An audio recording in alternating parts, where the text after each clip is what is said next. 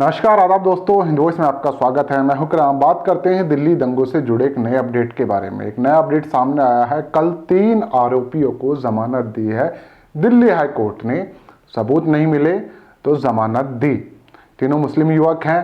पूरी खबर बताऊंगा कि क्या है और किस तरह से इन्हें जमानत दी गई है। लेकिन उस पर जाने से पहले मेरी आपसे छोटी सी अपील है कि अगर अभी तक आपने हिंदू वॉइस को सब्सक्राइब नहीं किया है तो उसे सब्सक्राइब जरूर करें।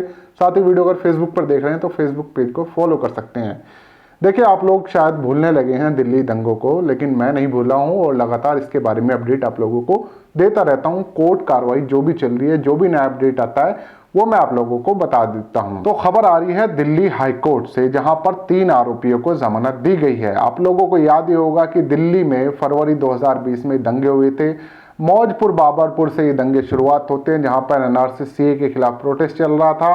23 फरवरी को जिस दिन भारत बंद का ऐलान किया था, उस दिन छोटी मोटी घटनाएं होती हैं। उसके बाद अगले दिन 24 फरवरी को चांद बाग, दिल्ली का जो उत्तर पूर्वी दिल्ली का इलाका है, वहां पर दंगों की शुरुआत हो जाती है। काफी सारे लोगों की मौत हो गई थी, हजारों लोग बेघर हो गए थे और दिल्ली दंगों की जांच लगातार अभी तक चल रही है। बहुत सारे लोग गिरफ्तार हुए, बहुत सारे लोग अभी भी जेल में हैं और बहुत सारे लोगों की जमानत भी हो चुकी है।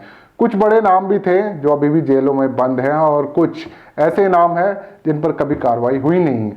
लेकिन फिलहाल इस खबर की बात कर लेते हैं, जिसमें 3 आरोपियों को जमानत दी गई है। और जमानत किस बिहाफ पे दी गई है वो मैं आपको बता देता हूं। हाई कोर्ट ने 3 शख्स, जिसमें से एक का नाम है शबीर अली, मेहताब और रईस अहमद, इन तीनों को 25-25 हजार रुपए के निजी मुचलके पर जमानत देने का आदेश दिया है। जस्टिस मुक्ता गुप्ता ने कहा कि जमानत अर्जी में मुद्दा यह था कि क्या याचिकाकर्ताओं गैर कानूनी रूप से उस भीड़ का हिस्सा थे या नहीं थे, जिसे अपना मकसद पूरा करने के लिए फरवरी 2020 में उत्तर पूर्वी दिल्ली की ब्रह्मपुरी गली में नितिन कुमार और उसके पिता विनोद कुमार को निशाना बनाया गया था। घटना में नितिन घायल हो गया था और उसके पिता की मौत हो गई थी। तो इसके इल्जाम में ये लोग गिरफ्तार हो गए थे कि इन लोगों ने इन लोगों को मारा है। लेकिन यहाँ पर मुद्दा ये था कि क्या ये उस भीड़ का हिस्सा थे या फिर इन्हें ऐसे ही गिरफ्तार कर लिया गया था।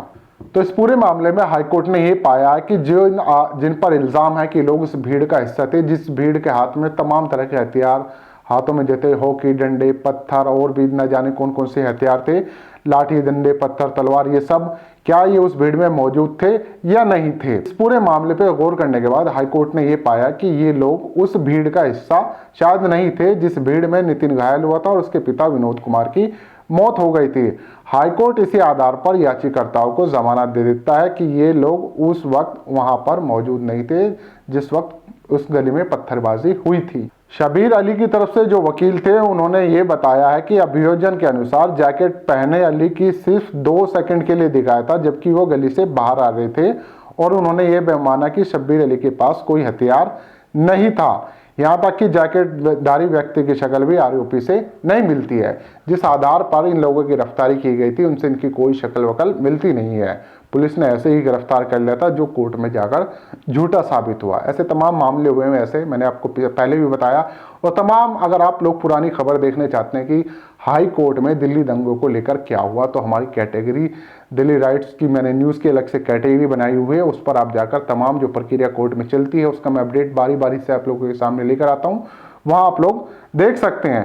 तो इन लोगों के खिलाफ कोई साक्ष्य मौजूद नहीं था अदालत में, ना पुलिस कोई ठीक साक्ष्य पेश कर सकी। कोई इस तरह की सीसीटीवी फुटेज नहीं थी जो दिखाई गई थी, उससे भी व्यक्ति इनकी शक्ल मिलती जुलती नहीं थी। तो इन्हीं सब को देखते हुए कि अदालत में कोई इस तरह का ठोस सबूत पुलिस पेश नहीं कर सकी है, जिसके आधार पर इनकी गिरफ्तारी हुई थी, जिसमें यह कहा जा रहा था कि ये लोग उस वक्त वहां मौजूद थे, उस भीड़ का हिस्सा थे। लेकिन जस्टिस मुक्ति गुप्ता ने पाया वो जो सबूत था वो निराधार है, उसका कोई इनसे कोई लेना देना नहीं है और उस आधार पर इन्हें जमानत दे दी गई है। और भी तमाम बेगुनाह ऐसे लोग हो सकते हैं जिन्हें पुलिस ने जेल भेजा हो।